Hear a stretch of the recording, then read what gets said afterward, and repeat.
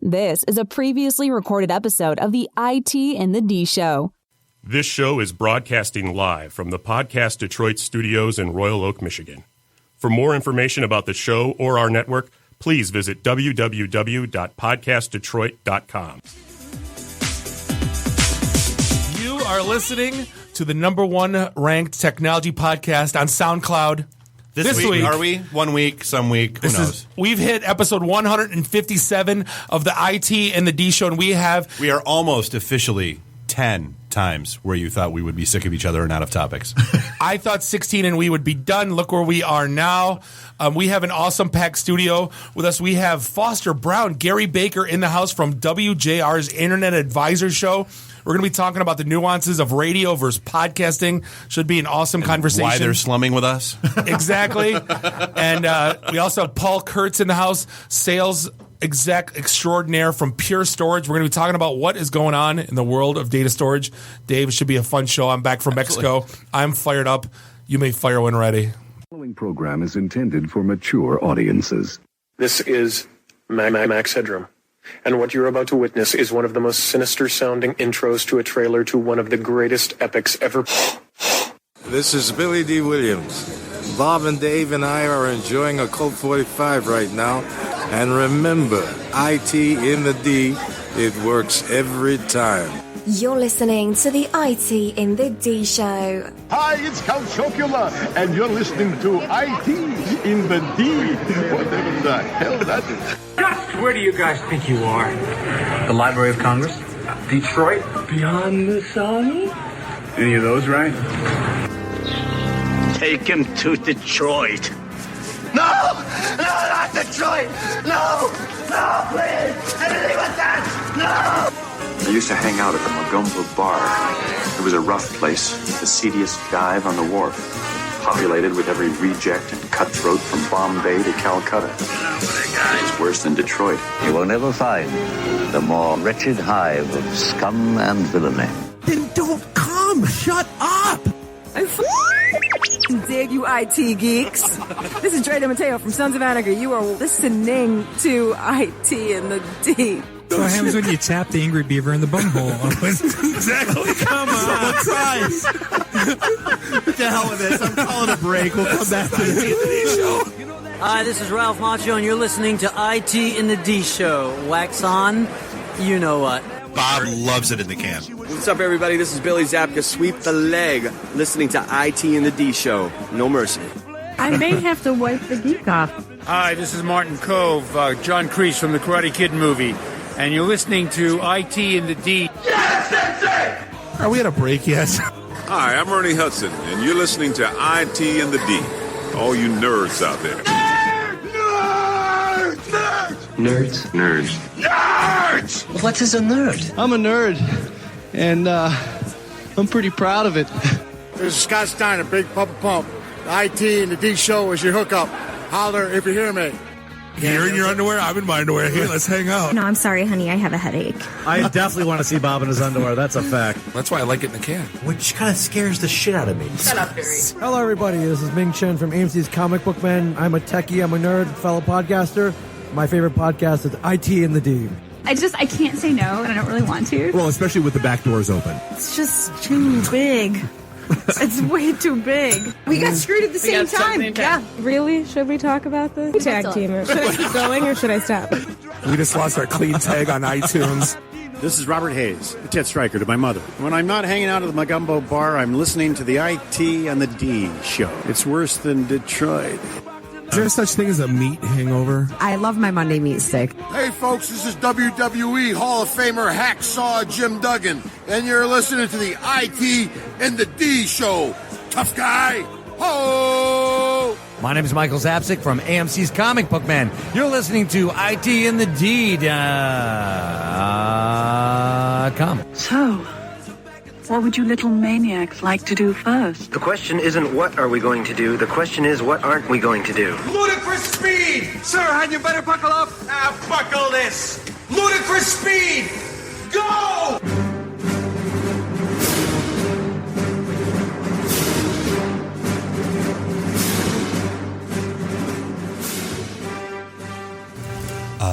welcome to a very special episode of the ITintheD show.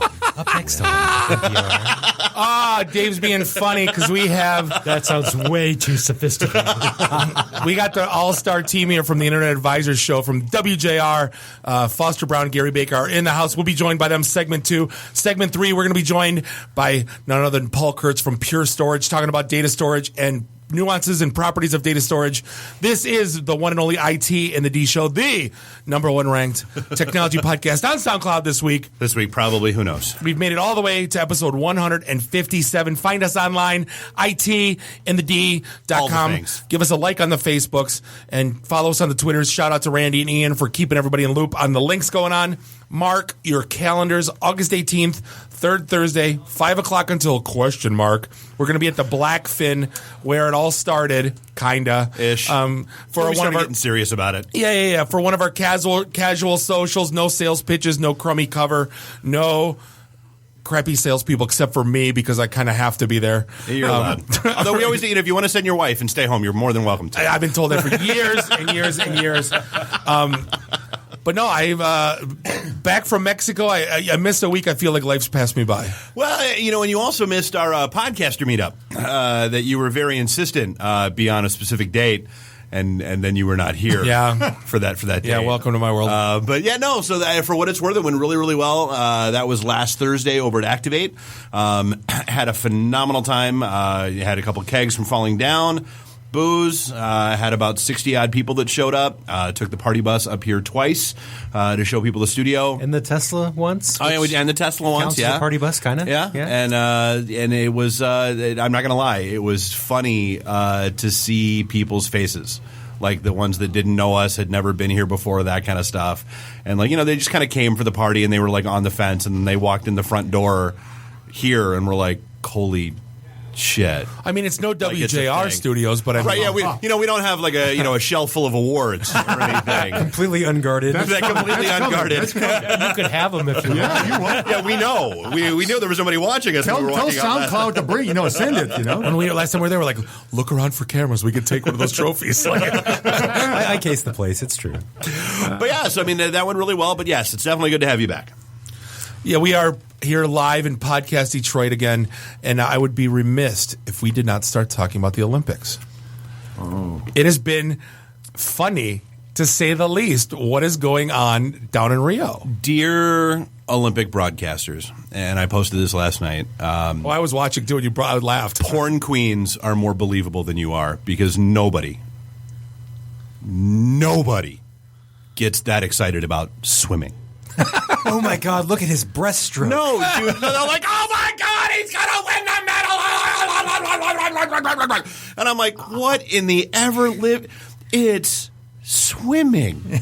We're talking like Muhammad Ali, Foreman, 12th round. Frazier! Oh, yeah. It's like the most exhilarating. The Giants win the pennant! The Giants win the pennant! Where's Cosell? Italy goal! And I'm not going to lie, calling wrestling, I get a little excited once in a while, right? But this, it was not, and this is the weird stuff that's going on. Like you guys were talking about last week, with the feet washing up, and I saw the best tweet though, and it's like, I'm so proud of Rio for recreating the health conditions of Greece from 3,000 years ago. Are you kidding me? And then they're showing videos today. Somebody's filming out of their hotel room, and there's little kids, maybe 8, right? None of them had shirts on. Flip-flops. They would walk up to anyone and they're just ripping whatever you had on you and running. And there was a guy on his phone. So is that better or worse than being accosted by people in police uniforms and who force you to go to an ATM? That one I heard too. Australian guy, yeah. Well, no, these kids are looking at open windows on the bus and they're pulling out phones. There was one guy grabbed the guy by the shirt and started wailing on him. Another guy just take it. Didn't even fight, just take it. Had the headphones on and the iPod or whatever, just take it. It's then Paul was telling me, he goes, do you hear about the NBA guys? Team USA, he goes, they got a cruise ship. They're not even staying on property. They got the hell out of Dodge. Can you blame him? No. Wow. But it's like, and like, here's Michael Phelps going, dude, can I hang, please? Like, can we, like, what do we got? What's the women's rugby team got to do to get on the cruise ship? You know, like, I didn't know that was a sport either. Yeah, and it was a little stupid little interesting factoid that popped up that the reigning Olympic champion in rugby is the United States. Because it hasn't been an Olympic sport in almost 100 years. Did that just on your Comcast feed, did it? No, one of the overly excited commentators mentioned it during the course of... Ping pong. Yeah. Like, that's what we had the mute on, but we're in the studio in the whatever the room we call it, not the green room, but ping pong. And I just wanted to hear the call for that. Like, how excited. Like, those guys are like... He hit it. Oh, he missed, but he tried so hard. Oh, look at that one. Oh, he tore an ankle. Now, here's the thing. Like, my girls wanted to watch gymnastics, right? So I watched gymnastics, and it's kind of like... You ever watch... I don't watch golf that much, but, like, the guy will hit, like, a 260-yard and miss the green by, like... Or miss the hole by, like, 10... Oh, he's just a little bit left on that one. But it's like a... I would never hit that shot in 1 in 100. Right. So here you got these gymnastics girls. Like, I couldn't even do like anything they do. Like, go do this. No, I can't. Like, I don't even want to be up on the balance beam. No, like, that's 4 feet off the ground. Bad things are happening. I couldn't push nothing. And here's these guys going, oh, big deduction. Oh, she really messed up. It's like, are you kidding? He should be in awe and amazement of what these girls are doing, and yet he's sitting there going like, ooh, really bad. But don't you dare make a GIF. Don't you dare make an animated GIF. Now, wait, I read that. What's the deal with that? So we talked about it last week where the IOC came out and said, you know, if you're not a sponsor, you're not allowed to hashtag, you're not allowed to retweet, you're not allowed to do anything with the Olympics because you're not a sponsor. So guess what the internet does? We're retweeting everything, hashtagging everything. Was that their way of like telling little Johnny, like, no, you can't touch the... You know, and like, I'm going to, you know. Yeah, exactly. Like, reverse psychology. Yeah, maybe. But so, yeah, the latest one is you're not allowed to make GIFs. Like, media outlets aren't allowed to, like, make, like, animated. Yeah. I don't know how does BuzzFeed even get up in the morning and not make GIFs? Well, I don't like, and that's who immediately posted the crying Michael Jordan in the colors of the 5 Olympic rings. Of course. And it was the crazy parents from that one gymnast who are like, they're like the stars of the internet today because they're all like jumping, contorted. We all know those parents, but it's like you have to get the camera on them during this time. Like, really? Right. Yeah. Just let it be about the kid. Right. And yeah. But now the funny story today. Well, I guess it's not funny. The people that were traveling. See, I came back Saturday from Delta. Good thing I didn't come back today. Yeah. Don't even leave the airport. That's good old Delta for you. So apparently, what happened was. Power went out in Atlanta. Allegedly. And it shut down their global all the things. Yeah, apparently Delta's computer system went into airplane mode.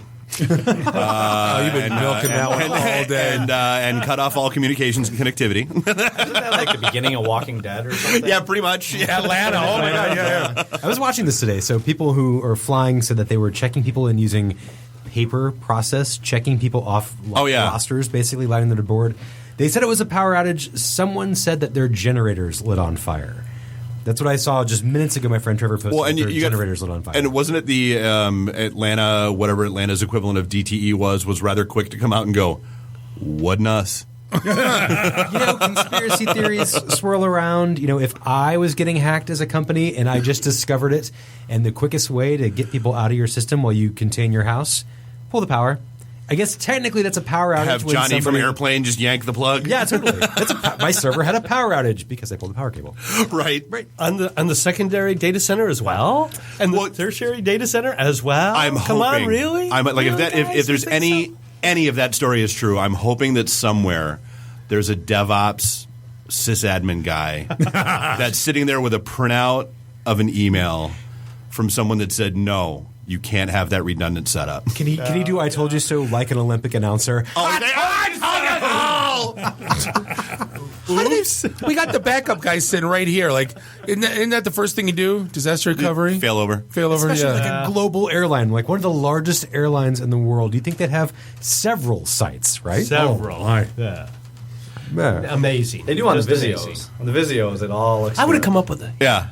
I would have come up with a better excuse than that, right? I mean, power outage, really? No one was plausible, I think, for easily believable for the traveling populace, not IT folks. Right. If you're going to tell a lie, might as well be, any lie will do. Really. Sharknado. No, I think you got it right. Yeah, I think Nerdy nailed it, and there's no way they could say like, well, yeah, we were getting like DDoS and we pulled no one's gonna get you, like, you know what I mean? Just like, we'd better off just lost power. Now the interesting thing was just 2 weeks ago, Southwest Airlines had something very similar happen. That their entire network went down for some strange reason. They claimed it was a power outage. Must be power. I don't know. Could be China. So another thing that came out, I don't want to say it scared me, but with winter coming up, it's going to kind of scare me a little bit. Winter is coming. Brace yourselves. And I have my own little Nest I installed. And I'm Dave. How many times have I told you? 300. How many times have I told Dave you? the whole time is like, open security. I'm like, what are they going to find? Like, that's not what they're going to find. It's what they're going to do. So now apparently they're taking over Nests with ransomware and said, you want your heat on, MFer?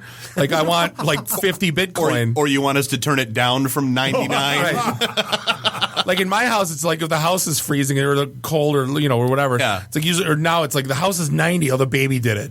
Yeah. So now it's like I'm going to be like the baby did it. Your baby's been the equivalent of ransomware. Right. Yeah, I got to give her a popsicle, then I got to give these people 50 Bitcoin.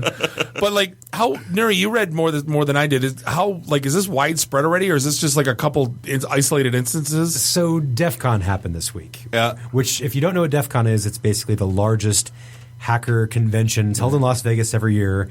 Basically, they hold competitions called Spot the Fed. It's Black Hat. It's complete Black Hat stuff. And so they were presenting that this was a proof of concept. So basically right now, the thermostat, and it wasn't a Nest, I think it was a Honeywell, but it's still, in this world of Internet of Things, everything is vulnerable. Oh, I saw today, my friend Scott was looking for a new oven, and I was on Lowe's website and shopping around, and there was a $4,000 oven made by LG that has Wi-Fi. Why? So you can cook from anywhere. But you still have to put the food so you can put your casserole in the morning, and then 4 o'clock you can hit on. No, because I thought I was the coolest guy in the world because I turned the Welcome to the world of tomorrow. Yeah. I turned the thermostat off when we went to Mexico, and then I go, babe, reminded me when we land, I'll turn the Nest on, so when we get to our house, it'll be cool, and we saved a bunch of energy. But think if this was... So you got mold and fungus growing in all the windows. Yeah, totally. 20 degrees. Totally. Yeah. So next year, I want to take one of these to DEF CON and say, if you can turn on the burners remotely and then set the oven to self-cleaning mode 10 times in a row, you can burn somebody's house down. Pretty much. And I guarantee you LG's not. Well, no, speaking of that, too, remember like not too long ago they took over the Jeep? Well, now apparently... I don't know how the guy did it, but he logged in. In Houston. Right. So it was a couple of guys that used their laptop. They grabbed a copy of it and software that like every car dealership has. But they got their hands on it and basically would just go up to cars, send it the right signals, and rekey the locks so that the key that they had worked. Oh my God. For those cars. So you're talking keyless entry ones, right? Oh, yeah. And then steal car because, once you've rekeyed the car to recognize your key fob, the ignition works because the doors work and everything works, and off they drove with their cars. No broken steering column, no damage. No wires sparking. Right.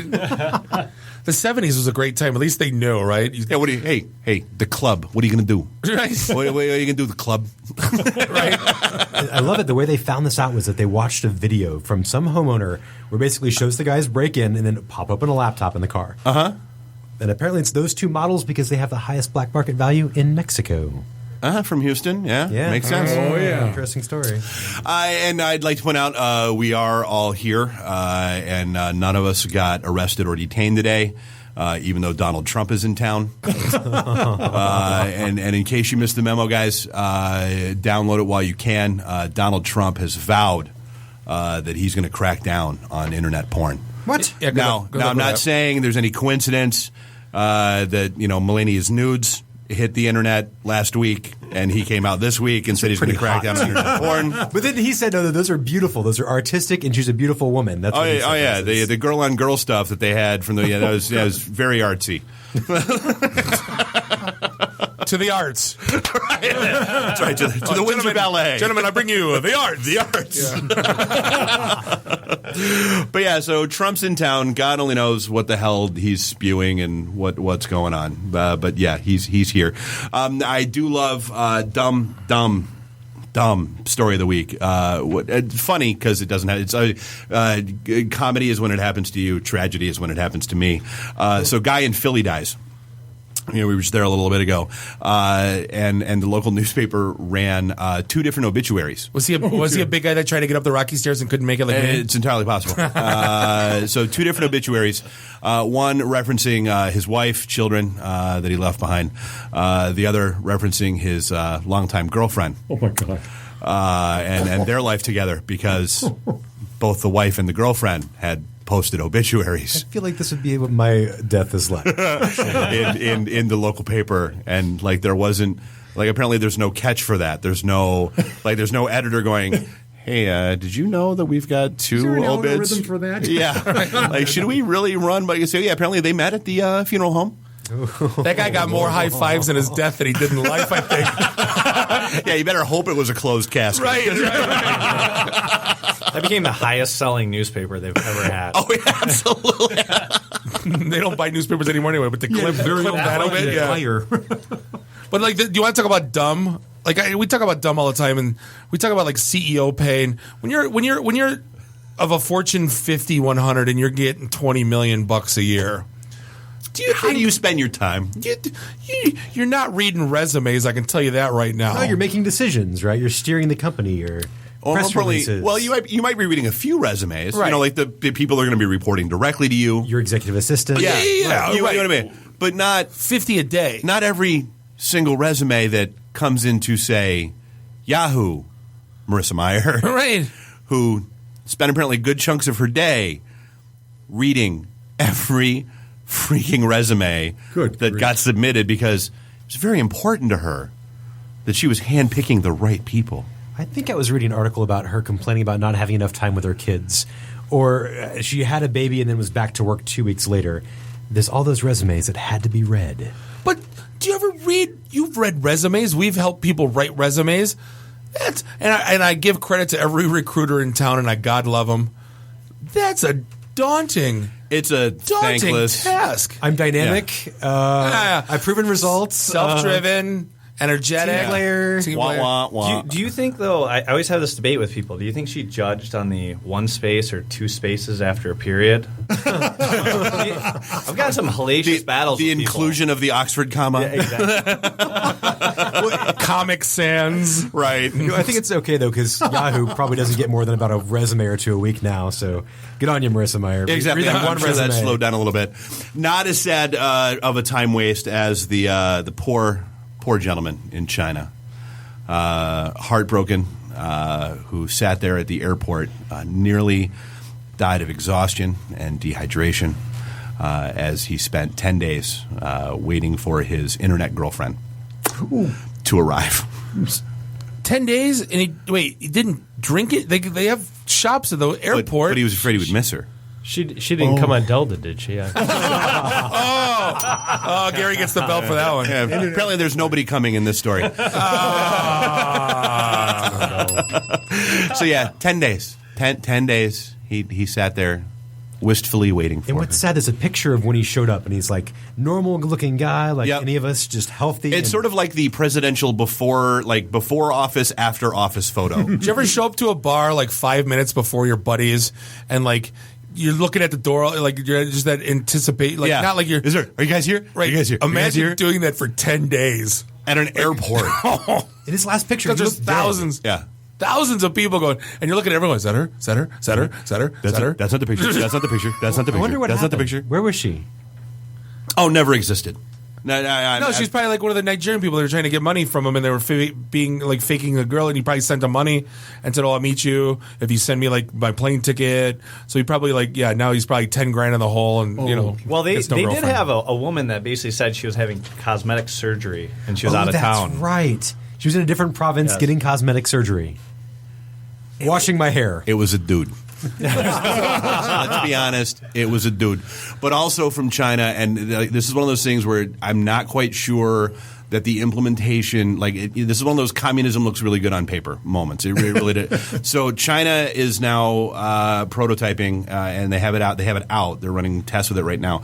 A traffic straddling bus. Oh, I saw the picture. That looks ridiculous. It's basically a bus. Picture, if you will, a bus where it's up 10 feet in the air. The wheel wells come down outside 2 lanes of traffic.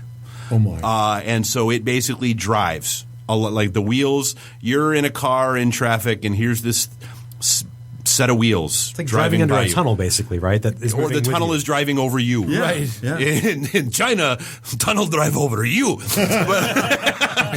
But yeah, so like, what if you're like stuck trying to get into the turn lane? What if if people drive like a-holes? I just can't get left. I just want to turn. Right. Yeah. Big Ben, Parliament. Right. Like how do, like that. Yeah. That's gonna or somebody like hey kids, Great Wall, Beijing. Beijing. Or just hey, I'm gonna open my door to dump out this cup. Oh, there goes my door. Right. And my arm. And my arm. And the coffee. I can't believe. I thought that was like just one of those like the future of traffic. No, like, they're it's doing actually it. Going to, No, it's stupid. Stupid. Yeah, amazing.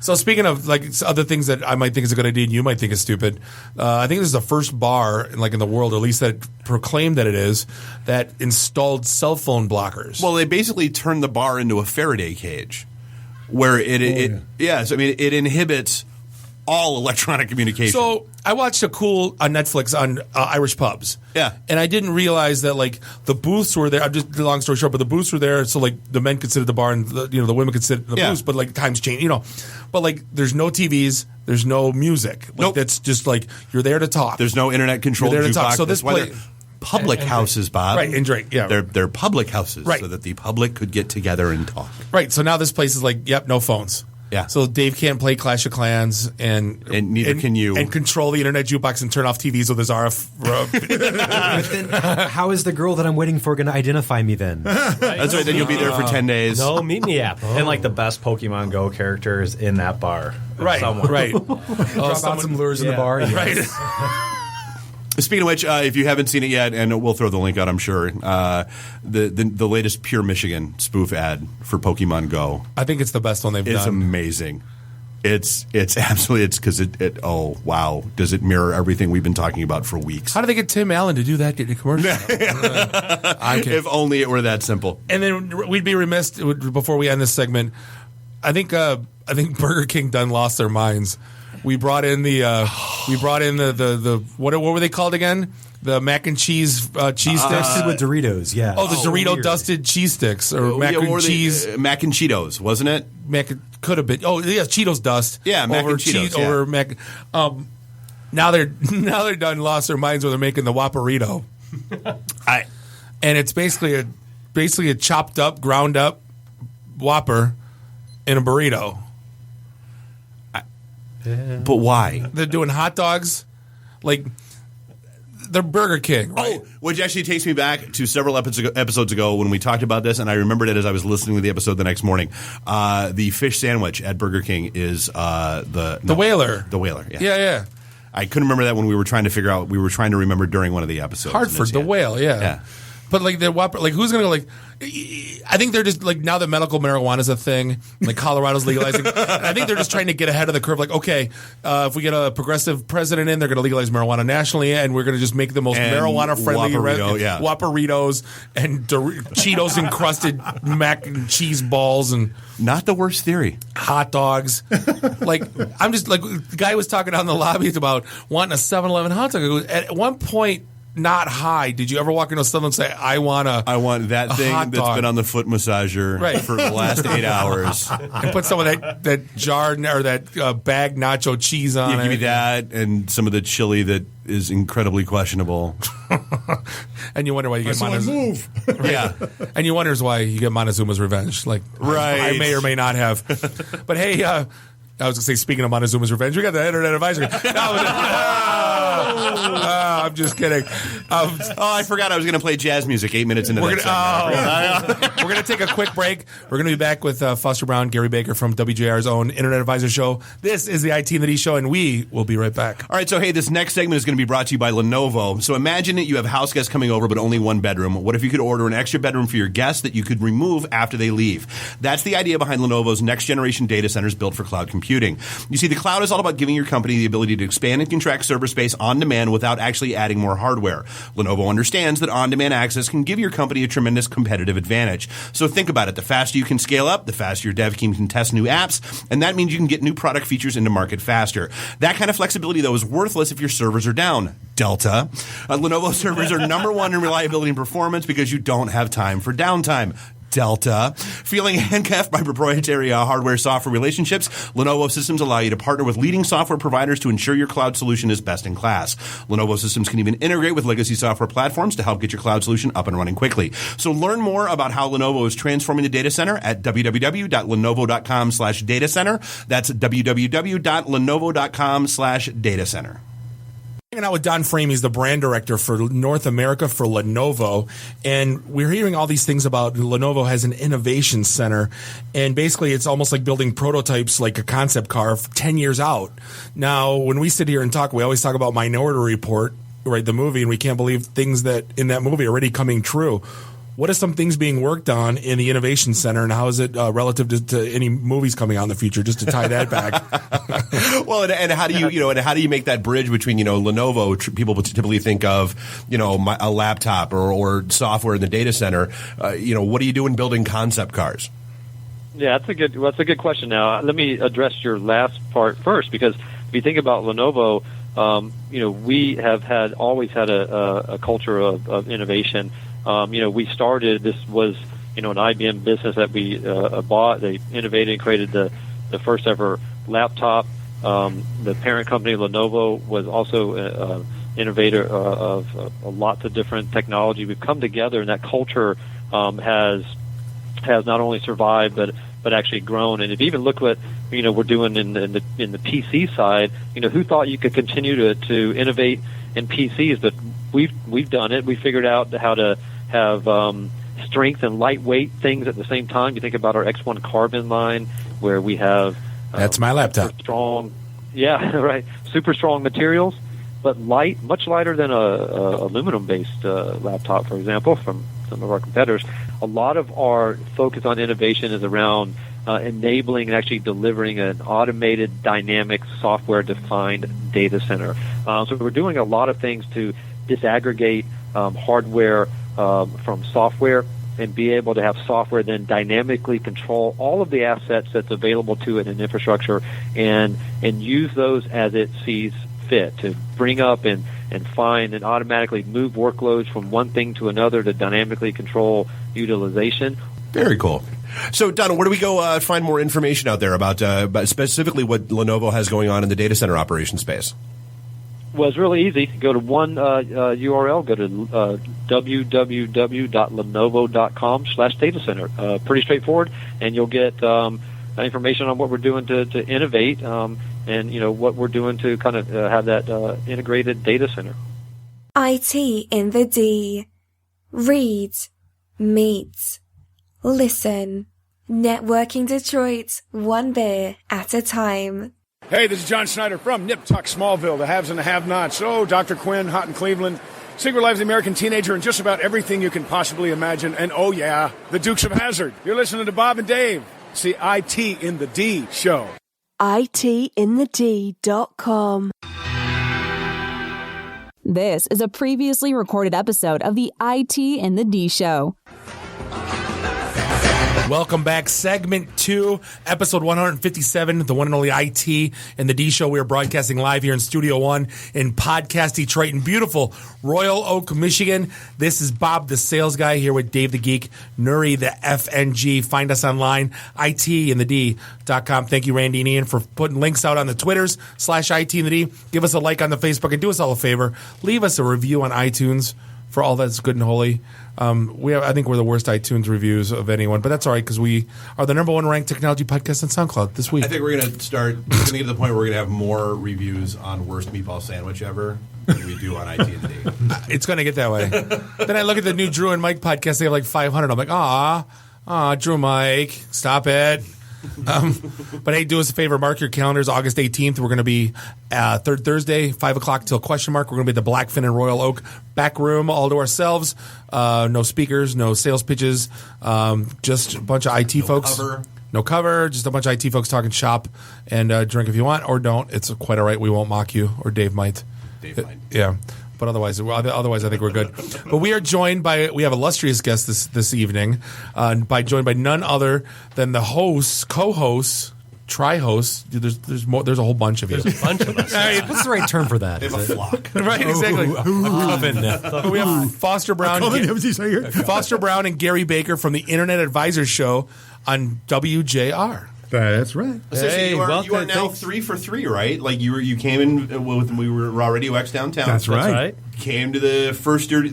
I've been in all of your studios. This is the best by far. This is wonderful. So we're incrementally sucking less. We're achieving our right. It's a little. This is moving on up on the north side. It needs to be a little bluer for my taste, in the studio here. But since my son's going to MSU, I guess I'm not complaining. Blame our logo guy. That was his. Somebody actually asked, why don't you have a yellow and blue U of M room? I'm like, have them write a check. Right. That's right. We are completely open to naming rights on our studios. Green's okay. So, Foster, this is how many years now? When we were on the first time, I think you were 17 years doing the Internet Advisor Show. Well, 18. Well, our 18th anniversary was back in February. Okay. So we're in our 19th season. 19th oh, my year. God. Yep. Which is hard to believe since, we're still only about 22 years old. Right. We definitely overstayed our welcome, but anyway.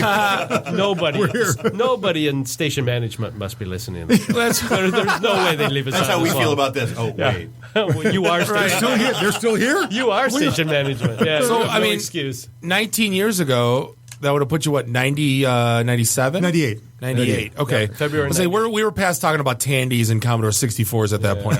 Almost about that. Well, actually, heard about this newfangled internet thing. Right. It actually began because of the newfangled internet thing, and I had gotten online, and I was doing the morning show on the weekends on JR. That was from like 5 until 8 or 9 o'clock. And I had just gotten on through BizServe. That was my ISP. It was Online Tech. Right. The product was BizServe. And the product was BizServe. That was my ISP. Anyway, and I had just gotten online, and that was the era of the modems crackling and sounding crazy, that strange sounds of wonderful little warble that we all knew and loved. And why is your phone busy, Bob? Dad, get off the phone! Yeah, exactly. Downloading porn. Star 86, comma. Trying to go on my BBS. Well, and Foster was calling our tech helpline. And nobody could figure out what was going on. And they just said, look, we're busy. We got calls lined up. He says, can you come in and take this? So I said, okay, fine. So I talked to our new subscriber. At that time, that was your company, right? Right. Yeah, I was president of the company. And so I was talking to the new subscriber, and we couldn't figure out what the problem was. We finally figured out. I said, there's got to be a problem here. And I said, go look outside. I want you to go look at the telephone line coming from the pole to your house. And I says, I'll bet the squirrels are eating the insulation. And he said, come on, really? You got to be kidding me. Sunspots. No, this is squirrel spots. Right. Just as he was going, I'm looking outside. A damn squirrel, and a squirrel came down and was nibbling on the insulation. Yep. Mine they got on the power cables, Chewy. They got it. Totally. Yeah. They got it replaced. So hey, we were a full serve tech stop. That's crazy. We could. So that's the kind of way it started. Was that practical problem that I had? But what happened was my listeners at that time began to call in as well. And it just opened up this Pandora's box that people had all sorts of practical problems about how to get connected, how to stay connected, and then eventually at that time they would have been working with Windows 95? 95. 95, yeah. 311, yeah. Yeah, 311. Yeah, exactly. So there was both the software issue and then there was the hardware issue and other stuff that was going on. And so I thought, it's cool. People love this. They're looking to find an answer to their questions. And so we took the last half hour of the show and made that dedicated to answering the questions. And it just kind of caught on. And from there, in various forms, it just kind of expanded out then and became the Internet Advisor. In about 2000, the program went to another announcer. And then through various things, we finally got our own show. And that's a story on its own. Yeah, it sure is. So they wanted to give us... You want to tell them about the negotiation session? I won't tell them a whole lot. But I will say that I went into Mike Vesey at the time, and who was the general manager, and I said, okay, I'm done. And he said, I'll talk to your current host, and we'll get this taken care of. So I'm sure he doesn't listen to this show. So anyway, but Oh, we're going to 2 months. About 2 months later, yeah, he's probably calling in. 2 months later, I went back and I said, Mike, it's not working. And he said, all right, I'll bring Foster back. And I said, well, he's not going to come in. I'm crazy enough, I'm passionate enough to come in for half an hour because it was a half an hour show. Right. And I said, we got to. So he says, what, you want an hour to get Foster back in? That's only fair. So I held up 2 fingers. He goes, 2 hours.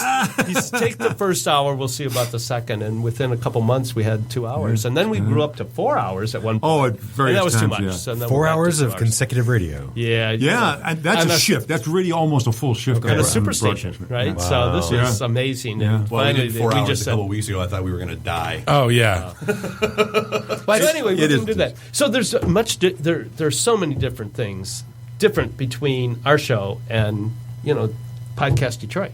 First of all, you got bells. We don't have bells. You need sound beer. You need sound effects. Oh yeah, you need got a better beer. refrigerator too. We don't have beer. So we had a kegerator in our green room. I'm just saying. Yeah, Hold on, we don't have cough buttons. That was my biggest. Now that thing. is Oh one my thing. God. This afternoon, yeah, exactly. You got to have somebody who's quick on the slide fader. There's also other things you can do on this podcast that you can't do on our show. Like you were talking about the Olympics. I haven't been to the Olympics in Rio, but I've been in Rio. And I was there during Carnival. In fact, I danced down through the Samadroma. And I'll show you the photograph. Oh, come on. Wait, Hold it up to the microphone. Yeah, exactly. So that's that is scary. actually You can't do that on radio. radio. You cannot do this on radio. We can't tweet that. We can't tweet that out. Everybody out there, can you see this? Raise your hand. Okay, they all fainted. We can't tweet that. I am in full. Yeah, I could. No, not a chance. I'm in full feather dress, green. Yeah. Oh, come on, Gary, be a sport and send it to him. See, we could Not a chance. do that with the show, but we won't. Yeah. That was like- There goes your ratings for sure. That was the thing. Like our first time on Faces for radio. our first time on JR with you guys, and like we didn't even barely get a thought out, and all of a sudden the jazz music's playing. We're like, oh my god, we have to take a break. And we're like, oh my, then the first time you got on our show, you're like, this is great. You can just talk like what you want to say. Yeah, one huge difference is that you're controlled on radio by the commercial breaks and the sponsorships and everything else, and it really it is very difficult to get a good conversation going. Through in the past, maybe the late '90s, I was filling it for Paul W. Smith in the morning show. And I remember one time that I got on, I was able to get one question to the guest. This was like around Christmas time, so they were loaded with spots. And I got one question in, and there was no time for rejoinder. We had maybe 3.5, 4 minutes for that. I was talking to maybe L. Brooks Patterson or somebody like that. It was a substantial community figure. I couldn't carry on a full conversation. The way you respond to what somebody said, or you couldn't do it. And we'll be right back. That's exactly. Yeah. We'll be right back, and then it's a real challenge to do any kind. Now that is perhaps the most extreme form of it, but when we're doing our show, I think the longest segment we have is about 12 minutes. 12 minutes. Yep. And only one of those in an hour. Yeah. And then the rest of the time, we're doing 6, 7, maybe 8-minute segments. Wait, because I remember the first time we were coming on, we were so nervous, uptight, and nervous about. And it was done before you. Well, we went and got. I mean, you guys knew. No matter how many Altoids, we went and got bombed. So you can't drink in the studio, but you can drink before. Right.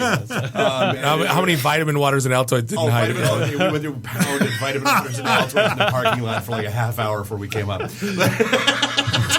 Well, I feel like when you come to the station there, in many ways, you were slumming with us in a sense that of how the industries have changed so tremendously. It is when we started, it's interesting. And I've been in broadcasting for 40 years, and when I got to JR in the mid '90s, for me as somebody who had started out at a 500-watt ethnic radio station in Garden City. It was called WIID, became WCAR. I had 42 programs that I managed. Have ethnicities in Garden City? Oh, we had I had a broadcast area of like 7 blocks. It was John, your lights are on. John. It was incredible. You had the Romanian hour and all the rest of those things. When I went from that, and when I landed at JR in the mid '90s, it was like I had finally gotten to the peak, the pinnacle of broadcasting. Yeah, this is just in time for the internet the to entire arrive, dynamic to change. And suddenly, within like 3 years, that little station of 500 watts was in some ways on the same level as a 50,000 watt station that was one of the original broadcast stations in the United States. In some ways, the voice could be heard almost, if you knew how to get to it, on the internet. On the internet, it was on the same level. And initially, of course, the dynamics of the finances hadn't caught, but they began to catch really quickly as advertisers realized there's a difference between broadcasting and narrowcasting. Or focused cast, however you want to put it. Podcasting now. It's push versus pull. Like we've had this conversation a bunch of times. We just had it Saturday when we were at a con. Oh, we didn't talk about that. I should mention that at some point. So we did a live broadcast from a con, and one of the questions, we got to talking about advertisers and that sort of thing. And it is. So, it is. We all drive around with, whatever on in the background in the car or sitting there. Like, I sit there and have the TV on while I'm on my laptop. Whereas podcasting, it is someone that is going out and actively saying, I want to listen to that. Right. Play it for me. And so and you said there's not a network in town from a radio station that isn't pushing people towards Play.it, iHeartRadio, catch our if you miss the show, catch the podcast. Yeah, we do that too. They're finally it's finally starting to catch. It's almost like Sony, where Sony in the 80s and 90s owned portable audio. The Discman and the Walkman, but they refused to acknowledge the MP3 coming along. Oh man! And so everybody else caught it and ran with it, and then they had to try to scramble and play, and they never did catch up. Right. Exactly. Well, it is amazing because our show during the day we have a broadcast signal that hits parts of 5 states, right up into Canada. At night, because of the way we don't have to turn down our broadcast signal, it just goes through the ionosphere. You can hit parts of 38 states. Wow. Well, and it doesn't matter anymore. Jeez. Right? I was getting... Because you can hear it on the internet all over. We were so... exactly. We got so excited because about the 3rd or 4th year we were doing the show, there was this little town in southern France that somehow they had... Somebody must have picked it up and told... half the people in town. So we had 500, 800 listeners from this one little town in southern France, right? And they would listen to us on the internet. And it was just amazing. And we thought, wow, how cool, because we've never been able to do that before. And now it's like, sure, why not? You have a global audience, right? No, and I always thought there was a charm to it. I always remember driving late at night from Cleveland or Chicago, and then I always knew JR was picked up first, and you listen to it, whatever was on. I didn't even care what was on. It was on because it was Detroit. That's where I started. I started doing the overnight show. I was filling in for some of the people who were on there. I loved it because you start at 11:30 or 11 o'clock, and you would go until 4 o'clock in the morning.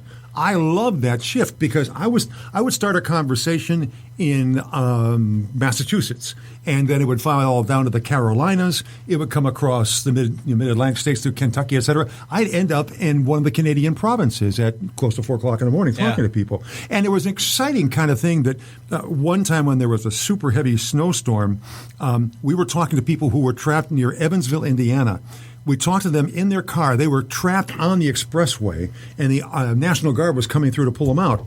About 4 months later, a story shows up in the St. Louis Post-Dispatch about that experience. Really? And they talked about this family getting caught there. Well, that was kind of the magic of the reach that radio had, that WJR had, as a unique kind of a reach. Think of how that's going on now. You've got listeners in countries all over the world. No, and we get notes from Army bases or guys in San Francisco saying thanks for bringing me home. There you go. It's you don't even fathom. We think we still think our wives just listen, right? We're not. My wife would never listen. Right. Most of the time, no. I was going to say, I can imagine most of the time they got their hands over their head. They gave up a while ago, I think, honestly. The rest of the time, I'm not listening to him when he's gone. But not saying it's too easy, but I'm just going to put it on Bluetooth and stream it on my car. Yeah. Flipper on the radio, who does that? But now you've got all of the in-car connected systems that you don't even have to Bluetooth your phone to it anymore. It's there now. Yeah. You know, I'd say one thing, though, is I'm kind of glad that we don't take live call-ins for fixing IT problems. One of my first jobs ever out of high school was working at AOL as a broadband tech troubleshooter. Mm-hmm. And so being on your show brought back all these memories of, oh, God, what's next? Oh, God, what's next? Oh, God, what's and next? you never know, and it could be anything. And we're expected to, the one, I go back to the same story because it was just so classic. We had somebody call up and they said, yeah, my computer's broke. Okay. Go on. You better pay it. And tell us more. And she told us a little more. And we said, have you talked to, it's Adele. Have you talked to Adele? Yeah, we talked to him for 3 hours yesterday morning, and they couldn't fix it. Okay. And tell us more. And they told us more. And I said, maybe your ISP. Do you know who your ISP is? Can you talk? Oh, yeah, we talked to him for 2 hours this morning, and they couldn't fix it either. Okay, so you want us to help you in the next 3 minutes and fix this in front of a live 100,000 plus audience. Quick, play them off, guys. Play them off. No, someone that's run Windows, just tell them to reboot it. Yeah, well, everybody tried that. Well, that was I can't do the Russian accent like Dave does, but the time we were on the air, the guy goes, I'm having problem with brother printer. Yeah, exactly. Windows 98 is not working. It's $50, sir. Go buy it. And he actually I think that was mine. I go, thank God I didn't. No, they actually helped him. Yeah. And then I think we were still in the air, and I go, should I say it? Shouldn't I say it? Oh, yeah, they're talking about print spoolers. And And I'm fighting with myself, and I'm like, right at the end of the break, I'm like, good thing I didn't say anything. I would just told him throw it away and buy a new one. Well, we sometimes do that too. Right. Yeah. Have you ever told people that? Oh, yeah. Essentially. We said, look, you'll get a better, it'll cost you less if you simply go out and look, here's a deal. I was on Groupon, and Groupon had this on. It was like a 15-inch, whatever it was, Asus or whatever. It's just a basic thing that you want to get on. You want to surf the internet. You want to send email. You want to send pictures to the grandchildren. That's it. Go get a and it'll Chromebook. cost you $250. Right, exactly. And he's had, Get it for $100 it for 8 years, and it's still running Win95. And it's like, and can you help me fix it? I've been struggling with this thing for 16 hours, and we're kind of going, come on, really. I mock, but still I'm the idiot that when somebody calls me at like 11 o'clock at night and says, hey, my dad's computer crashed, and I know this is a stupid question, but you're the only one I know. You happen to have a Windows 95 install CD. And you might have it, eh? Right next to your AOL CD, right? You did. Was that a CD or like 14 No, discs? it was a CD. Yeah. Oh, my. Did I hear Was something it like really not a bunch of floppies? No, it was a CD, yeah. Did we talk about that when Win 10 just came out? You could actually get 1.44 floppies. And there was like 250 It was like a shoebox. No. Oh, yeah. Well, because it was for was it Windows? Was it Win 10 or was it the Win 8 server whatever version? one. Ooh, either one. I think it was because it like literally you could get. It was like 250 some odd floppies because it was for servers that didn't have CD drives and That's that kind of right. stuff. But if you wanted to run the upgrade, here's your shoebox full of my Lord. floppy disks. When we started Online Tech, we had 4 discs, right? Yeah. We'd mail them the 4 discs, and they'd install them, and that's how And they you worked got for on, AOL. right? That was with the coffee AOL, coasters that were being right. sent out. 7.0, 8.0, new version, 9.0. We still find people on AOL. Now, our audience is generally speaking, we found that our audience is generally older because it's the kind of people who will leave WJR on all day long, and their grandpa. That's the only reason they listen to us, right? They never. So. No, I mean, but that's part of what. Anyhow, those are the people who will give us a call often, and AOL is one of the places that you'll still find them. Oh yeah. Well, it's kind of like my father. Every time I'm like, Pop, let me use your computer or whatever is going on, and I'll open up like Internet Explorer, and I swear there's like 32 taskbars installed, and I'm like, Pop, what are you doing? Every time it's got the you can't he see still has the real player content. taskbar. Yeah. Everyone. Like, that's the one I listen to that radio station. I like everyone he uses though. I'm like, but there's like an inch of actual viewable. It's like an archaeological dig, you know. You can't type anything, right? You see Google, but you don't see the bar. You know. Yeah, exactly. You can't actually type in anything to search. But no, I mean, it is. I mean, it's such it's interesting to watch how things are growing and changing now. Oh, Lord, it's yes. It's such a. It's a weird time, like and it's a wild world because it's good touch, bad touch. Like so, yeah, good touch. Everybody gets a voice. Bad touch. Everybody gets a voice. Well, that's I wanted to add to that. And Foster, like you're a consummate radio professional. You are a radio guy, right? I want you to read me bedtime stories every night. Just like you have that, and here you have like a couple of jackholes with zero radio experience starting this. Is it bitter or is it cool or I mean when you freaking hates us, don't let No, I think you guys. It's interesting. I think you guys, you're as the owners of a channel, a podcast channel, now, are facing the dilemma of people who have good content, but they don't necessarily have the skills to present the content really well. And what happens is you begin to have to sift some things out, and so it doesn't really matter whether your laugh blows most meters. It bends needles if they have needles on them. You know, it doesn't matter, Bob. Or whether you're overmodulated. That's okay because that's one of the unique hallmarks here. Charm of and it is in some ways, and your insight into what's going on there is really what sells the program. Why people keep coming back and what's always sold them. So it doesn't matter what the vocal quality is. You've got the real deal.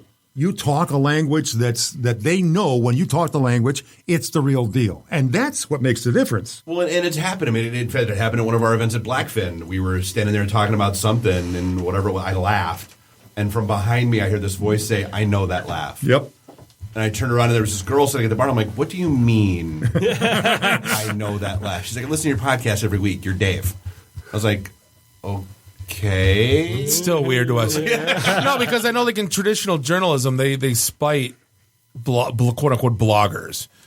Even and it's an argumentative, and I can't say we've ever gotten that from radio. Like the few radio people we've ever met are always kind of cool with us. Yeah, I wouldn't say because I don't like where the vitriol comes from in the journalism world and written versus the broadcasting world. I again I can't quite put my finger on it. Why there's sour grapes? But we have our show on your channel. Yeah, right. Yeah, exactly. We think you're the future.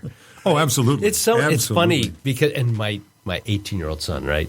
He says, he tells his friends, he goes, yeah, my dad talks about the internet on radio. How sad is that? Radio. How sad is that? Right? On AM radio. How sad is that? A UHF station. I'm old enough to remember that about when I started in broadcasting, FM was really kind of coming into its own. And the thing about it was a clearer sound. But the people got on there and told, the DJs would get on and tell what was on their pizza. That was part of what was going on. Yeah. It was that kind of and that's why it grew, right? That's why FM grew exactly. And that is kind of where podcasting. I've always been wondering. I wonder if you guys could tell me why this happened. Podcasting had an initial hit about 2005. Am I remembering? 5-6. Yeah. 5-6. And it seemed to be, the great new era. And for all the reasons that it's successful now, it looked like it was going to take off then. But then it just kind of mobile.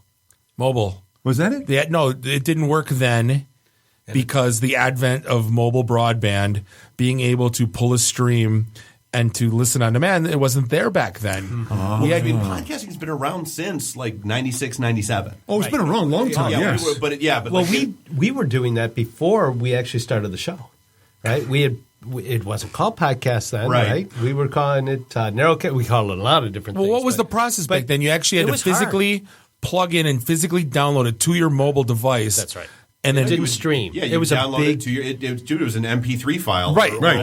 A massive. Right. That you would host on your site, and they would have to download it in its entirety and then listen to it. At Online Tech, we had a streaming audio server. This was very cool, and we sold it by this concurrent streams. Real right? audio, maybe. You could buy. It was real audio, right? Is what, and you could real audio when it was out. I think they're still around actually in Seattle's waterfront. Yeah, really? they're still there. Yeah. I think they are.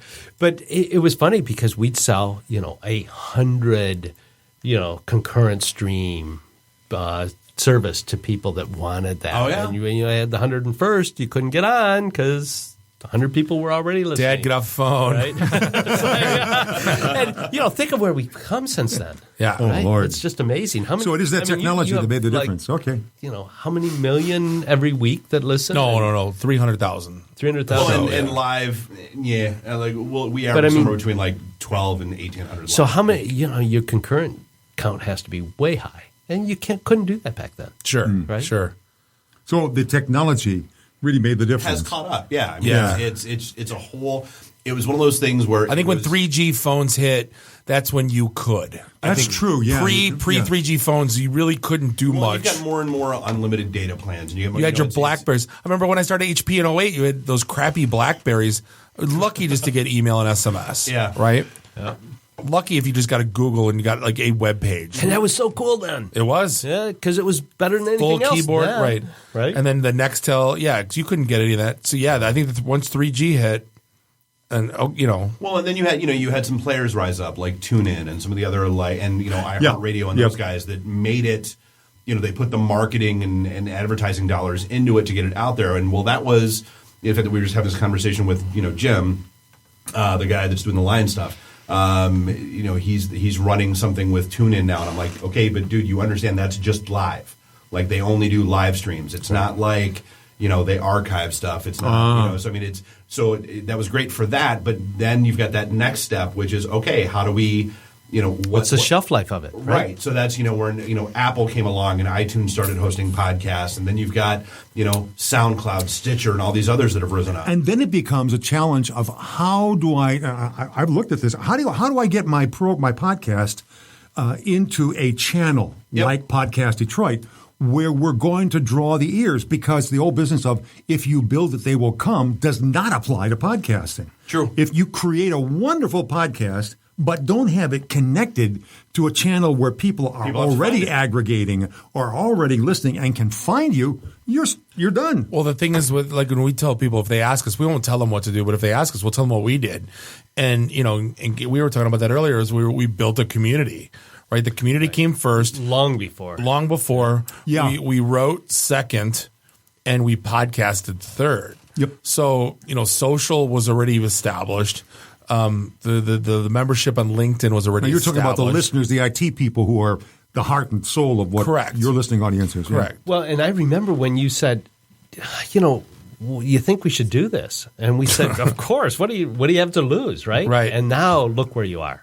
Right? Just amazing growth. I've shaken my head. I can't tell you how many times. I'm like, dude, how many events we run, how many people we help find jobs, and it's our stupid freaking bowling night, Monday night, with beer in our hands that's right. and mics in our faces. That's what's going to make it jump. All because, and here's the thing. If you wouldn't have got asked to guest at that station down at the Russell, we would, no way, we'd never would have done a show. Yeah. And then we would have been bowling instead of actually podcasting. We'd still be in a bar. Right, that too. Right. Probably have a few less gray hairs than you have right now, too. I will tell you that first studio was just absolutely classic. I have photos. I've shown it to many times. You guys know ITintheD? Oh, yeah. Look what their original station was like. And it was, do you guys want to describe it? I can give you. Well, we used to tell people as we met them because we met at 3rd Street, right? The bar, before we would head over to the studio, and we would always temper it with, look, it's going to look like we're taking you to a torture porn set, but we're not. Oh, God. It's going to smell like a Cheech and Chong set when we get there. It is. and it did. And they were filming, was it Superman? Batman versus Superman. Batman versus Superman. So there were certain areas you couldn't go into, I remember you talking about, so it was like... Well, and we went up in the freight elevator, right? Yeah. Where the doors closed vertically, not horizontally. And there wasn't an elevator operator, so whoever was, we played rock, paper, scissors, who had to run up to the 5th floor to pull the elevator down. Except toward the end, as the new guy, it was always me. I'm like, oh, it was classic. I love showing those photos that I took. So great. Isn't it? Well, you'll notice the progression. We went from there, where we were on the 4th floor, the last studio, we were on the second floor. Now we're on the ground floor. There were just fewer and fewer stairs. Next studio will be in the basement somewhere. I thought that was maybe it'll be like a drive. It'll be a drive-through window. We'll just park our car and then we'll get the microphone. Exactly. I'm waiting for the executive office to start appearing. Because you guys are really kind of in a challenging place of having so much content now. As how do we manage this? So why do you need to manage it? Well, because I don't think on some level we do. So it's one of those things where, we grew rather rapidly. Lord, yes. We went from, we started in that studio in May of last year, and then it was going to be our own little private man cave for our show, and then it only took 3 or 4 weeks where people started knocking on the door, going, guys, you got this great studio, you're using it for 2 hours a week, stop being jerks, open up the doors. Mm-hmm. So then at the end of July of last year, we started the network with 3 shows. And then rather quickly, we wound up assimilating an entire other network and brought their 12 shows in. And then it's just kind of grown. We've added 15 shows since we moved here 5 weeks ago. Wow. You have a total of how many right now? I think we're just hitting 70 now. And it's so, but to your point, yeah, we are starting to manage it a little bit more, and we are starting to say... You just put all the rest of those on a secondary channel. Well, we have 3 now. But That's right, 3 studios. Like we want this to be an incubator of sorts. Like we want this to be... Because there are 2 kinds of shows. There are shows that are, they really want to take it seriously. They really want to run with it. They want to try to build a brand and do something with it. And then there are people that just want to come in and they want to hear themselves on a mic. And that's neither one is wrong. Good, bad, or indifferent. It is what it is. But we're going to put our time, effort, and energy with those shows that want to try to build something. Yeah, that's the managing I'm talking about. Is exactly that. I'm glad you're offering the incubator service for people who want to get on it. Yeah, they'll hear their own voice and they just, this is a whole lot of work. And I don't know if I want to do it. To the people who are really boring down. We've lost 2 shows since we started. One, the co-host fought and it split up. One got annoyed at another network, came over here, did one show, and realized it was just way too much work and didn't want to do it anymore. Yeah. And that happens. People don't realize that it takes a lot of work and a lot of pre-planning to be extemporaneously doing this show, like you guys do, right? Yep. My hat's off to you.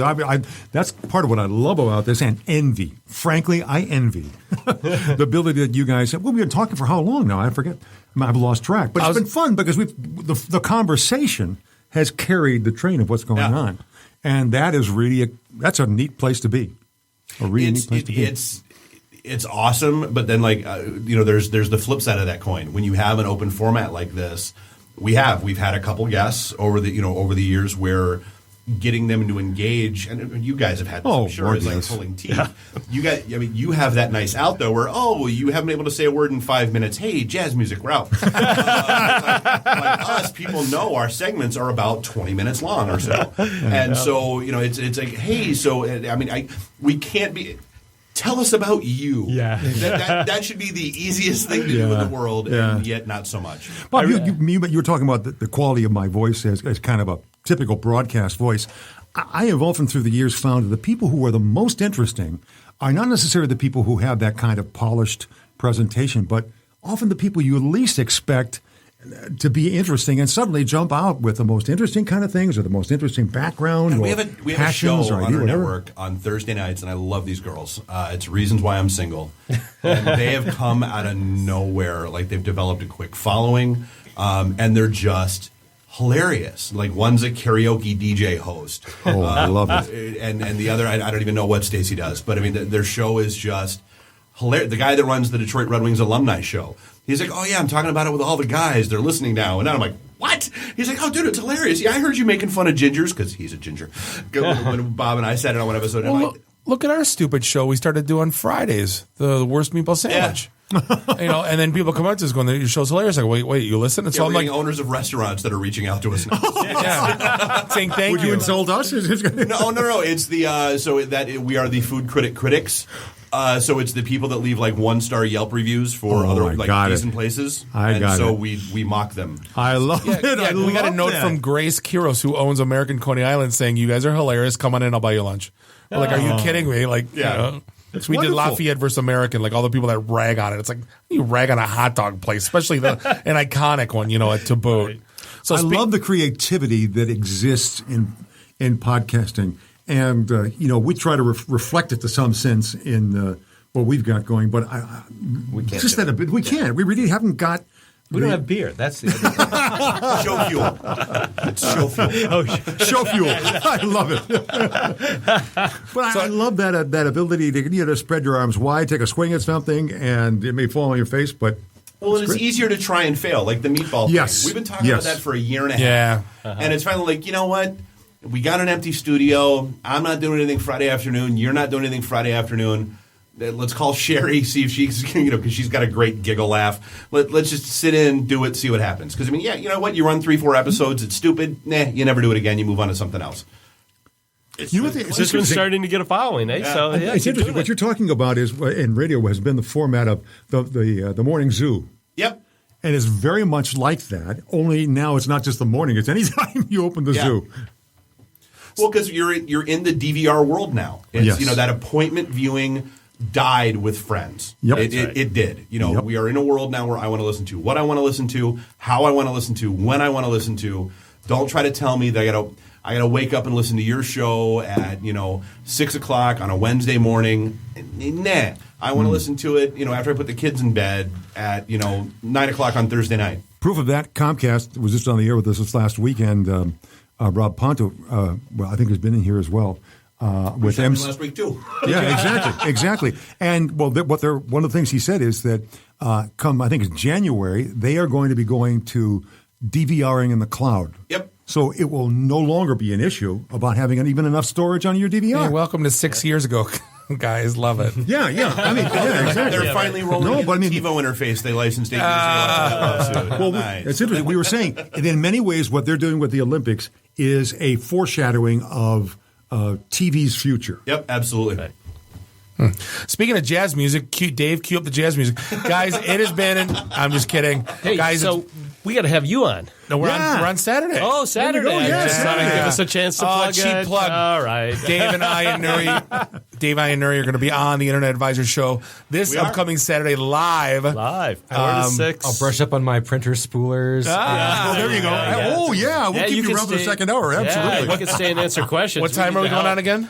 4 to 6. So you'll be at 4:15, I think, is when you're actually on till 5 o'clock. Cool. 4 to 5, 4:15 to 5. Looking forward to it very much. Drinking starting at 2. Yes. They closed the restaurant downstairs too. Darn it all. Well, Bar's closed. We'll go to 3rd Street. It's been a while. All right, there's plenty of places nearby. Foster, Gary, honestly, it's been a pleasure having you guys on. Love hearing the stories about radio and the conversion over to podcasting. And, looking forward to being on your show Saturday. Thank you. Congratulations to everything you guys are doing here. What a wonderful. Appreciate it. Thank you. Wonderful. Find you guys along for the ride. Find you guys at InternetAdvisor.net, correct? That's right. Thank you. InternetAdvisor.net. Foster, Gary, appreciate it. We'll see you guys Saturday. We are going to be back in segment 3 with Paul Kurtz from Pure Storage, who's been very patient. This is the IT and the D Show, and we'll be right back. IT and the D. Read, meet, listen. Networking Detroit. One beer at a time. Hi, I'm Brittany Daniel from The Game, and you're listening to IT and the D Show. ITintheD.com. This is a previously recorded episode of the IT and the D Show. Welcome back. Segment 3, episode 157. This is the number 1 rated technology podcast on SoundCloud. This week, the one and only IT and the D Show. Yeah, we beat out USA Today again. They can, we're gonna start tweeting them that we're better than you. See what happens. Start a war. Hey, USA, you know what I read in the USA Today? Nothing. Today. We look like I'm being delivered to people's Marriott rooms. Come on. Right. What's your circulation without hotels? Right. That's what I read in Mexico. News for dumb people. We are hanging out in Studio 1 here in Podcast Detroit in beautiful Royal Oak, Michigan. This is Bob the Sales Guy hanging out with Captain Soundboard, Dave the Geek, Nuri the FNG. Also known as Not Bob. Find us online. You missed that last week. What? We were all Not Bob. Hey, this is Not Bob. Find us online, ITintheD.com, and that's where all the things are. But hey, we are joined.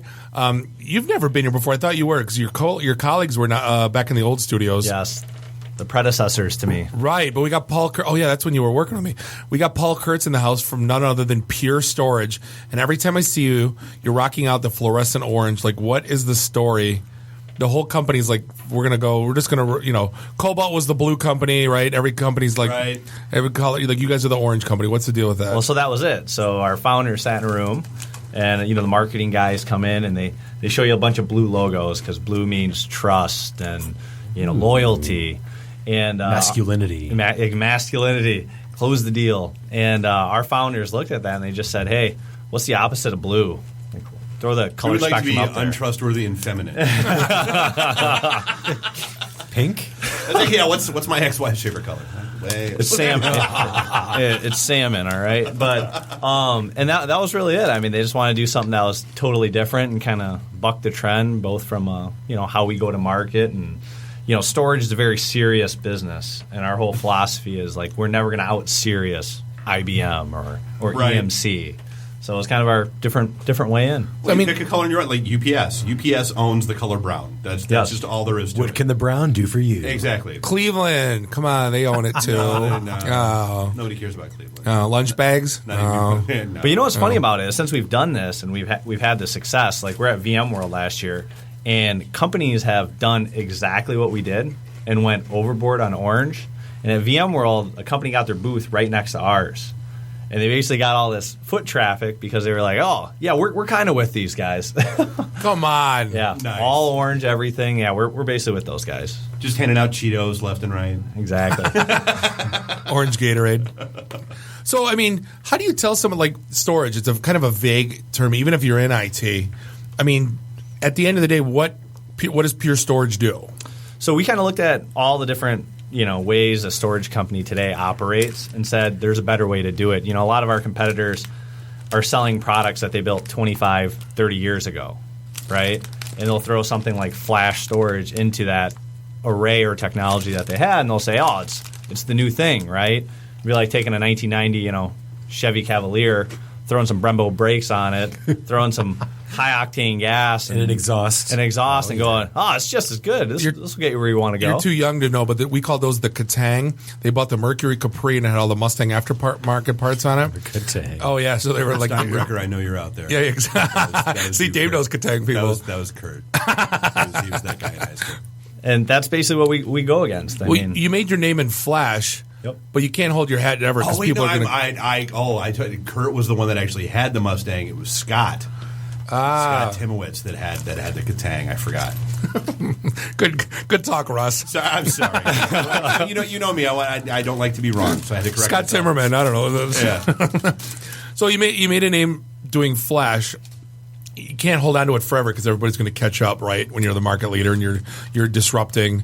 I mean, what are you guys doing now? So it's a really unique time. So a lot of companies have basically looked at our success and said, hey, Flash prices are starting to continually go down, right? We built our company on Flash because we knew due to consumer devices. Not the programming language. Not the programming language. Yeah. Yes.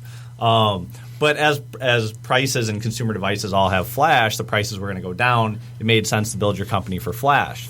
That's happening. Yeah, we'll save every one of us. I'm sorry.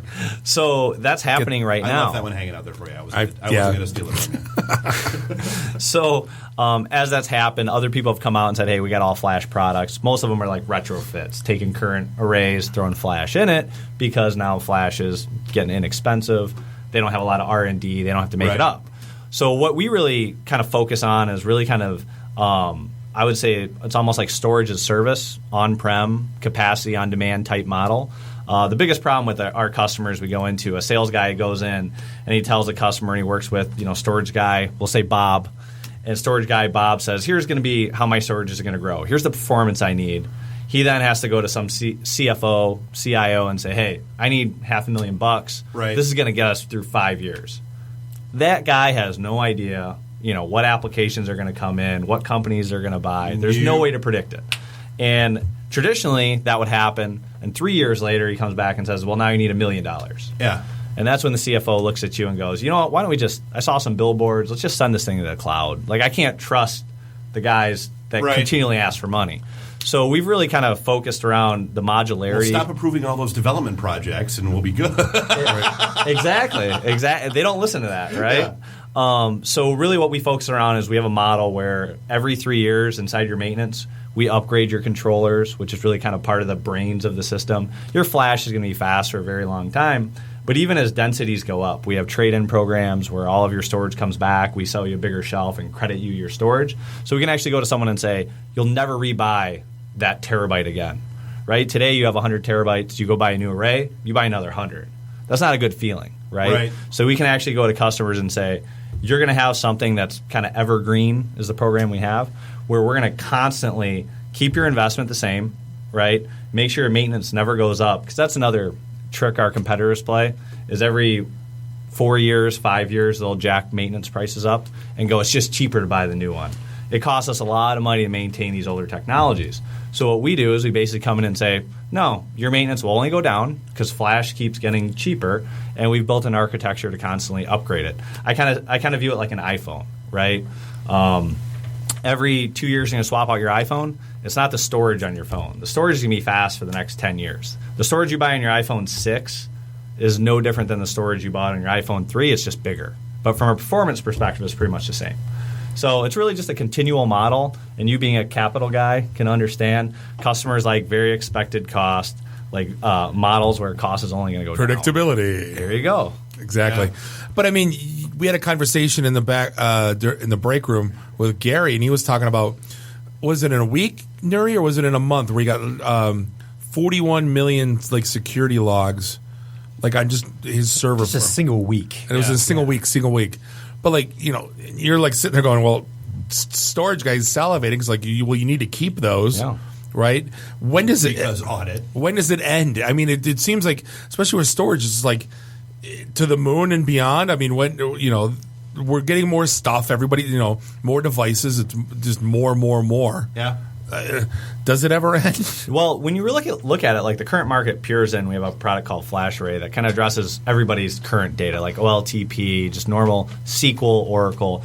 But the space that's growing exponentially is unstructured data. So data like body cams, you know, needs tons of storage space. Tesla's sending autonomous, you know, driving statistics up to the cloud at all, you know, constantly, right? That area of storage is just growing. Analytics, right? Genome sequencing. All these type of areas are just growing out of control, and that's not going to stop. So we actually just developed a product that's direct availability now. It's going to be a full release at the end of the year, where our initial investor said, hey, here's an area we have to go tackle. And it was kind of neat from a Pure perspective. The investor said, no, you know what? Let's do it inside of Pure, because we're building a sales force for this current product. We're by far leading the market.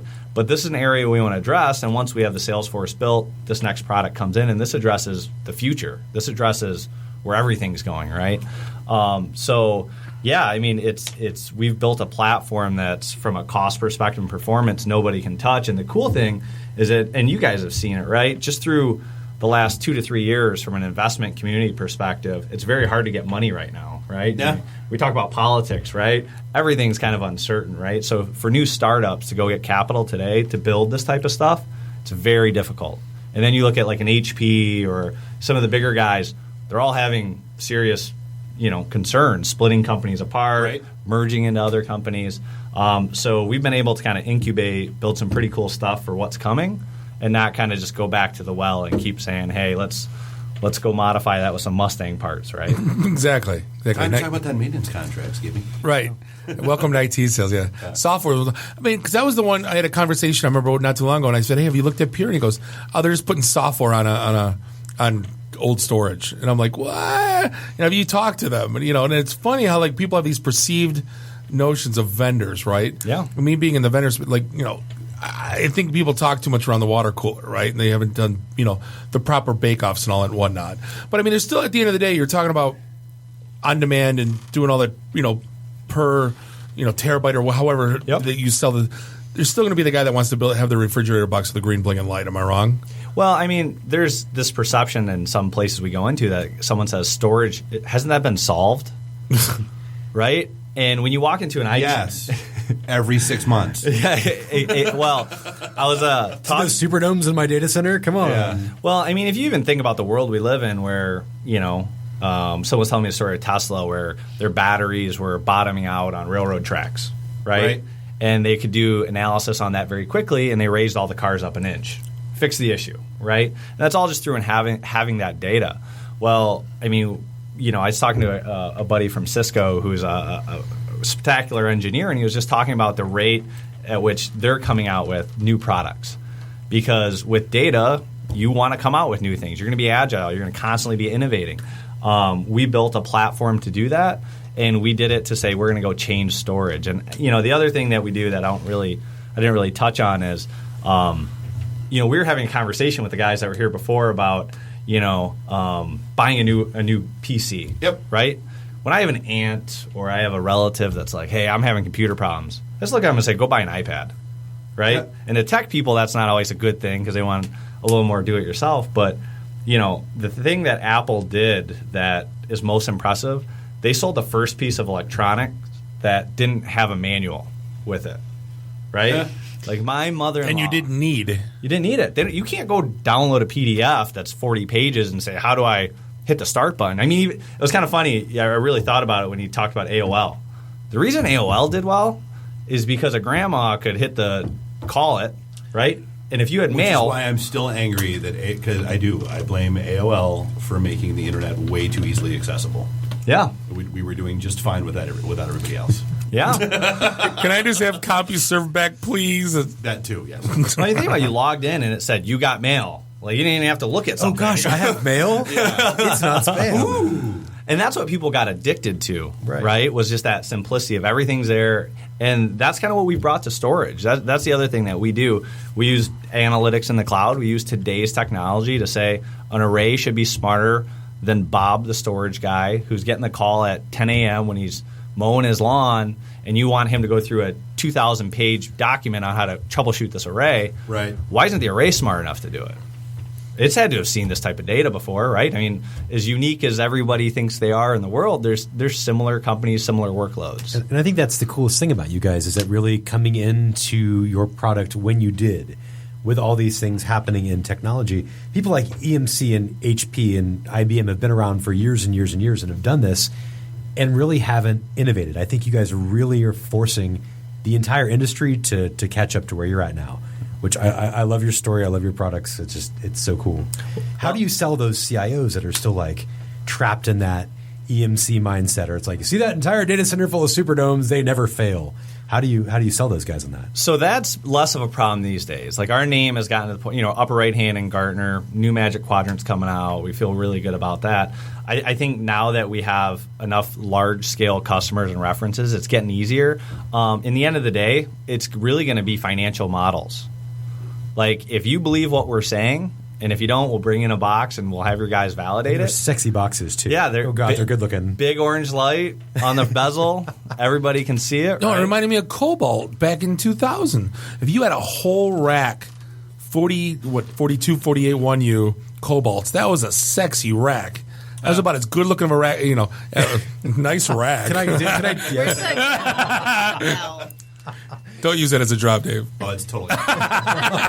Well, 1044. Right. So the funny thing with that is, we're taking installs of 12 racks of storage, and by the end of the year, we could have like an equivalent 5-year-ago array that takes up that much space, take up 5 rack U. Holy at the power of a shit. hairdryer. A 5U. So when you think about that, yeah, it's going to be really bright. It's going to be the only thing in the frickin' aisle, right? Can impress the shit out of those directors. Well, we actually have problems now where there's so much heating and cooling dedicated to storage that cooling systems are built to pull in hot air and recycle them through, right? There's not enough hot air in a lot of data centers. Hair dryer? Power of a hairdryer.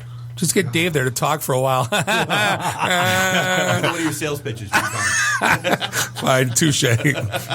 But one other kind of funny thing. So as we come out with our next product, same GUI, basically the same operating system, just edited a little bit for its use case. And I was listening to one of our CTOs talk to a customer, and he said, "Think about that. We're gonna have 2 products from one single vendor in 2 different spaces, all managed the same through the same management structure. Think of a company right now in our space that makes 2 products, just made 2 products, right, of their own." Right? Cisco. Oh, excuse me. Yeah. Cisco. Everybody's buying their own company and trying to put these things together. Yeah. And if you've ever, we work for Cisco, and I've been through some of the acquisitions or the internal spin-in, spin-outs, they call them. And there's nothing but complexity. Things never end up just coming together in that perfect just synergy. integrate. It's like AT&T Blue and AT&T Orange back in the day when AT&T bought Singular. Yeah. Totally. Exactly. Yeah. Hopefully our message is simplistic like our product, but storage is it's interesting space right now. Obviously EMC's been the leader for a long time, and they're obviously having now becoming part of Dell. So HP's obviously, they split apart their company. It's just an interesting time to be in our space. Storage is a knife fight in a phone booth, as someone told me when I was coming over. Yeah, nice. But it's something everybody needs. It's getting bigger. right? I know you mentioned some events going on, at least in Central Region. What's anything for end users to Actually, kick the tires? I'm glad you brought that up. So in September 20th, and I'll send you the link so you can put it out there. Yeah, please do. We actually have something called Pure Live Detroit, where we actually rented out the Madison building and rooftop. Okay. So we're going to have our CTOs. Tigers game that night? Good question. You should check, because the rooftop bar that they have out there, straight view into Comerica. It's beautiful. Pretty awesome spot. Yeah. I'm pretty excited about it. I've heard. My wife had told me about it, and for her work, they looked at it, and I passed it on to our marketing person. She went there. It was the first place she visited. She's like, "This is where we're doing it. This place is awesome." So we're going to be doing that in September. So I'll make sure I get that to you. I think that would be kind of the big event. If any of the at VMworld, we have a huge presence. If customers are interested, we can get meetings with our founders. Our CEO will be there. So, and you'll be at Cisco GSX when I go, and I will be there with you. Yeah, big partnership there. Cisco's kind of that only guy without a storage play. Well, Hyperflex. We can go there. We can do a whole show on hyperconverged. He just gave you the that's cute. Yeah. All right. I will not disparage my Cisco brethren, but that's fair. It's the partnership's key for them, because if you think about EMC was their biggest storage partner, and now that they have Dell, Michael Dell didn't buy them to go sell Cisco stuff. Right. So they have a serious situation on their hands. I actually love to see that, a nice big UCS array with some Pure storage sitting next to it. That's what we're trying to do. Good stuff. So, hey, find them online, purestorage.com. Paul Kurtz, appreciate spending time with us. Have fun driving to Cleveland tonight. Thank you, sir. Appreciate the time spent. We will definitely see you soon, and thanks for the time. So, hey, this is going to wrap things up for episode 157 of the IT and the D show. And don't forget next Thursday. Don't forget, August 18th, Blackfin, 5 o'clock till question mark. Be there or be square. On behalf of Bob, Dave, and Nuri, appreciate spending time with us. Drink your drinks, get your phone numbers. You don't got to go home. You just got to get the hell out of here. See you next week. Beat it. The emergency destruct system is now activated. Conan, what is best in life? To crush your enemies, see them driven before you, and to hear the lamentation of their women. Long live Flash. You've saved your life. Have a nice day. I have come here to chew bubblegum and kick ass. And I'm all out of bubblegum. Nice shooting, son. What's your name? Murphy. Make the run. The run. Game over, man. It's game over. It's over, Johnny. It's over. Nothing is over. Nothing. You just don't turn it off. I can't say no, and I don't really want to, so. Well, especially with the back doors open. Yo! Hold up! Time out! Time out! Y'all take a chill. You need to cool that shit out. And that's the double truth. Rude. Bob loves it in the can. I hope this was as much fun for you as it was for me.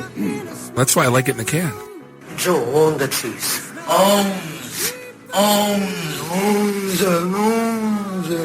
Fear me. My job is to make sure this program is morally upright and cultural and wholesome. Shut up, Mimsy. Shut up, Mimsy. Shut up, Mimsy. Why would Buick put their cars next to the Bentleys? Why? That's not marketing. The alphabet. It's brilliant. Yeah, I can't take that position. That analogy sucks because it's right. Because you're getting your 8-track tuned up. Are we at a break yet?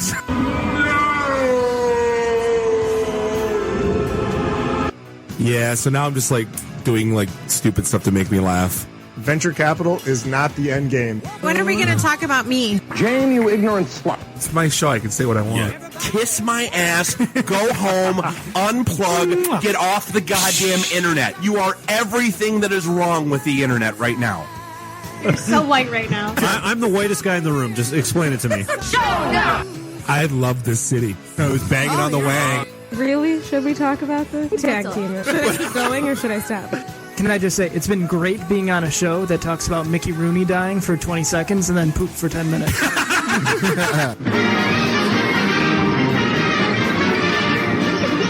all, folks. This is a previously recorded episode of the IT and the D Show.